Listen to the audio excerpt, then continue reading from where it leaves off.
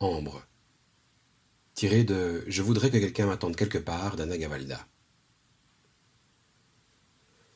J'ai baisé des milliers de filles, et la plupart, je ne me souviens pas de leur visage.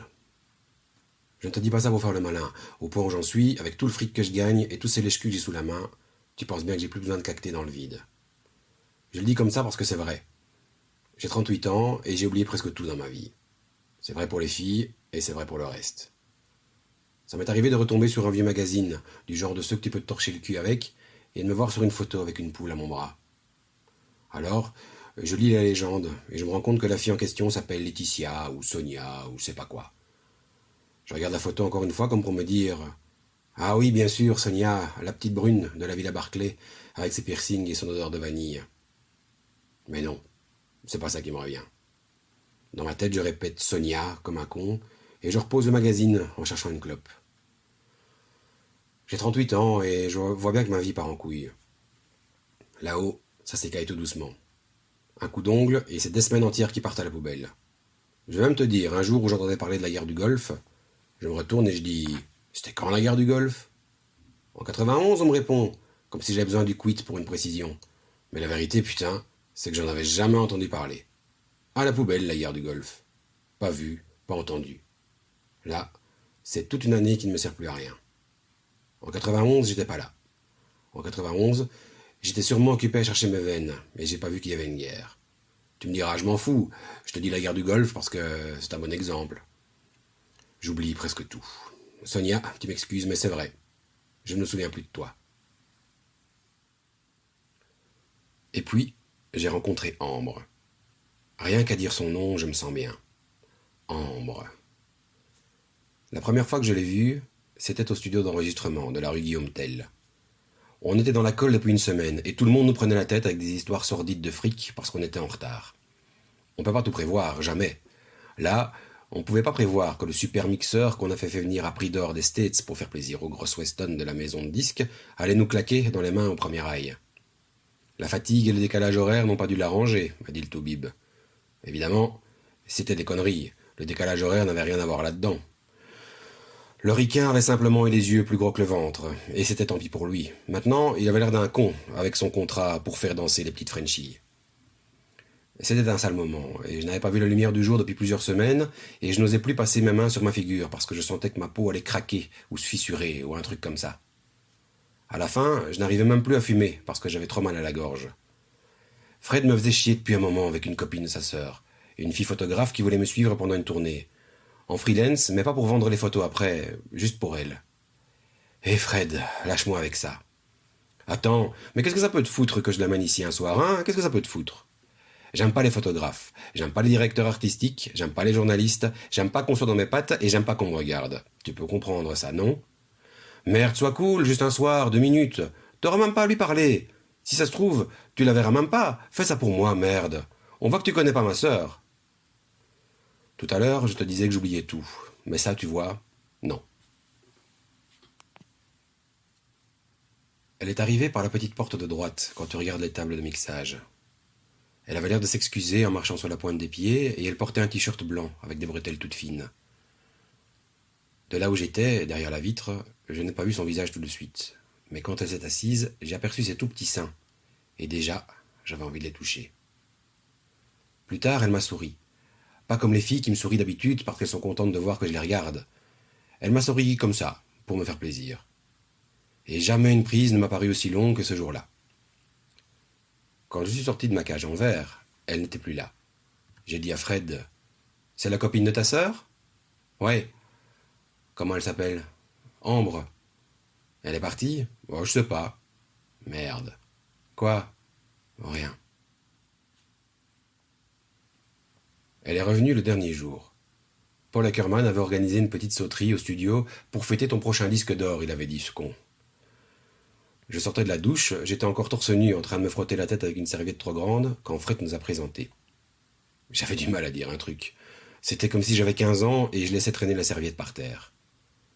Elle m'a encore souri, pareil que la première fois. En me montrant une basse, elle m'a dit: c'est votre guitare préférée? Et moi, je ne savais pas si j'avais envie de l'embrasser parce qu'elle n'y connaissait rien, ou si c'était parce qu'elle me disait vous, alors que tout le monde me dit tu en me tapant sur le ventre. Depuis le président de la République jusqu'au dernier des trous de cul, tous, ils me disent tu, comme si on avait gardé les cochons ensemble. C'est le milieu qui veut ça. Oui, je lui ai répondu, c'est celle que je préfère. Et je cherchais des yeux quelque chose à me mettre sur le dos. Nous avons parlé un petit peu, mais c'était difficile, car Ackerman avait fait venir des journalistes, et ça, j'aurais dû m'en douter. Elle m'a demandé pour la tournée, et moi je disais oui à toutes ses paroles, en regardant ses seins en douce. Ensuite, elle m'a dit au revoir, et moi, je cherchais Fred partout, ou Ackerman, ou le premier venu pour casser la gueule à quelqu'un parce que ça débordait à l'intérieur. La tournée comptait une dizaine de dates, et presque toutes en dehors de la France. On a fait 2 soirs à la Cigale, et le reste, je mélange tout. Il y a eu la Belgique, l'Allemagne, le Canada et la Suisse. Mais ne me demande pas l'ordre, je ne serai pas capable de te le donner. En tournée, je suis fatigué. Je fais ma musique, je chante, j'essaie de rester clean au maximum, et je dors dans le pullman. Même quand j'aurai un anus en or massif, je continuerai à rôder avec mes musicaux dans un pullman climatisé. Le jour où tu me vois prendre l'avion sans eux et leur serrer la paluche juste avant de monter en scène, tu me préviens. Parce que ce jour-là, ça voudrait dire que j'ai plus rien à foutre ici et qu'il est temps pour moi d'aller planter mes choux ailleurs. Ambre est venue avec nous, mais je ne l'ai pas su tout de suite. Elle a pris ses photos sans qu'on s'en rende compte. Elle vivait avec les choristes. On les entendait glousser quelquefois dans les couloirs des hôtels quand Jenny leur tirait les cartes. Quand je l'apercevais, je relevais la tête et j'essayais de me tenir droit, mais je ne suis jamais allé vers elle pendant toutes ces semaines. Je ne peux plus mélanger le boulot et le sexe, j'ai vieilli. Le dernier soir, c'était un dimanche. On était à Belfort parce qu'on voulait finir en beauté avec un concert spécial pour le 10e anniversaire des Euroc. Je me suis assis près d'elle pour le dîner des adieux. C'est une soirée sacrée qu'on respecte et qu'on se garde rien que pour nous. Les machinaux, les techniciens, les musiciens et tous ceux qui nous ont aidés pendant la tournée. C'est pas le moment de venir nous faire chier avec une starlette ou des correspondants de province, tu vois. Ackerman lui-même aurait pas idée de sonner Fred sur son portable pour prendre des nouvelles et redemander le chiffre des entrées payantes. Il faut dire aussi que, généralement, c'est assez mauvais pour notre image. Entre nous, on appelle ça les soirées tue-mouche, et ça veut tout dire. Des tonnes de stress qui disparaissent, la satisfaction du boulot terminé, toutes ces bobines bien au chaud dans leur boîte, et mon manager, qui se met tout juste à sourire pour la première fois depuis des mois. Ça fait trop d'un coup, et ça dégénère facilement. Au début, j'ai bien essayé de baratiner Ambre, et puis quand j'ai compris que j'étais trop parti pour la baiser convenablement, j'ai laissé tomber. Elle n'en a rien laissé voir, mais je sais qu'elle avait bien compris la situation. À un moment, quand j'étais dans les chiottes du resto, j'ai prononcé lentement son nom devant la glace, au-dessus des lavabos. Mais au lieu de respirer un bon coup et de m'asperger la gueule avec de l'eau froide pour aller lui dire en face « Quand je te regarde, j'ai mal au bide, comme devant 10 000 personnes. S'il te plaît, arrête ça et prends-moi dans tes bras. » Eh bien non. Au lieu de faire ça, je me suis retourné et j'en ai pris pour 2000 balles de partance auprès du revendeur de service. Des mois ont passé et l'album est sorti. Je ne t'en dirai pas plus, c'est une période que je supporte de plus en plus mal. Quand je n'arrive plus à être seul avec mes questions inutiles et ma musique. C'est encore Fred qui est venu me chercher avec son VMAX noir pour m'emmener auprès d'elle. Elle voulait nous montrer son travail sur la tournée. J'étais bien. J'étais content de retrouver Vicky, Nat et Francesca qui chantaient en live avec moi. Toutes, elles traçaient leur chemin ailleurs maintenant. Francesca voulait un album pour elle toute seule, et encore une fois, je lui ai promis à genoux de lui composer des trucs inoubliables. Son appartement était minuscule, et on se marchait tous sur les pieds. On buvait une espèce de tequila rose que le voisin du palier avait bidouillé. C'était un Argentin qui mesurait au moins 2 mètres. Il souriait tout le temps. J'étais baba devant ces tatouages. Je me suis levé, je savais qu'elle était dans la cuisine. Elle m'a dit « Tu viens m'aider ?» Je lui ai dit non. Elle m'a dit « Tu veux voir mes photos ?» J'avais encore envie de dire non, mais j'ai fait « Ouais, j'aimerais bien. » Elle est partie dans sa chambre. Quand elle est revenue, elle a fermé la porte à clé et elle a foutu tout ce qu'il y avait sur la table par terre avec son bras. Ça a fait pas mal de boucans à cause des plateaux en aluminium. Elle a posé son carton à dessin bien à plat et elle s'est assise en face de moi. J'ai ouvert son bazar et je n'ai vu que mes mains. Des centaines de photos en noir et blanc qui ne représentaient que mes mains.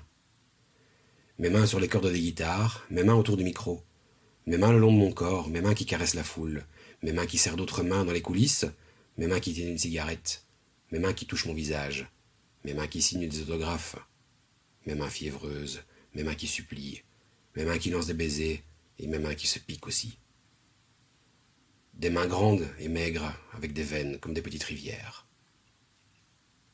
Ambre jouait avec une capsule. Elle écrasait des miettes. C'est tout, je lui ai dit. Pour la première fois, je la regardais dans les yeux pendant plus d'une seconde. Tu es déçu? Je ne sais pas. J'ai pris tes mains parce que c'est la seule chose qui ne soit pas déglinguée chez toi. Tu crois? Elle a fait oui, en bougeant sa tête, et je sentais l'odeur de ses cheveux. Et mon cœur? Elle m'a souri et s'est penchée au-dessus de la table. Il n'est pas déglingué, ton cœur?